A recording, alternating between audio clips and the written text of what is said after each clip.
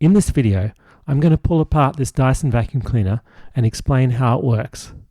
This is a V10 model, but most of this applies equally well to other models, both cordless and corded. At the most basic level, any vacuum cleaner consists of a fan and a filter.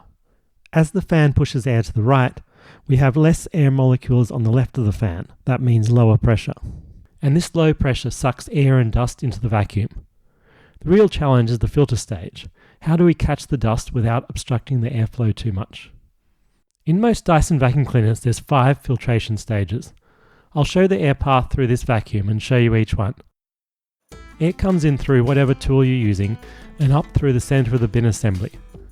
Now it comes rushing into the bin through this hole and swirls around. Any large particles should hit the outside of the canister, lose momentum and fall down below this gasket. This is why you shouldn't let this type of vacuum fill past the max marking, otherwise you're essentially bypassing this first stage of filtration. Next, the airflow goes through this mesh filter. One bugbear I do have with these units is that it's quite hard to take this section apart for cleaning. If you vacuum up a powder like flour, you can clog up this metal mesh. Once the air gets through the mesh filter, it goes up through these holes into the cyclonic separator section.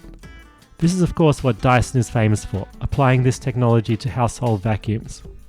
This particular model has 14 cyclonic separators, 10 around the outside and 4 in the middle, and they're all the same. Air goes through any one of them. There's just 14 in parallel to get enough total airflow while allowing each one to be optimally sized to catch small particles. The design of the cyclonic separators is pretty standard.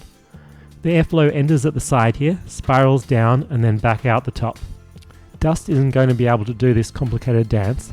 It hits the sides, loses momentum and falls out the bottom of the funnel. Where does the dust go? Well, eventually it should fall down into the bottom of the canister through these channels here, but that's a long way down from the cyclonic separators, so a good amount does get stuck to the walls along the way. We're almost finished. Now the air that made it out of the top of the cyclonic separator is on its way to the motor. The air goes in this side, through the fan, and out this side. This part is actually quite clever. Both the pre and post motor filters are in the same assembly that you can pull out and wash in one go. The air goes in here through the pre-filter, through the fan, and out through the post filter. On its way through, it cools the motor and electronics as well. And that's how a Dyson vacuum works.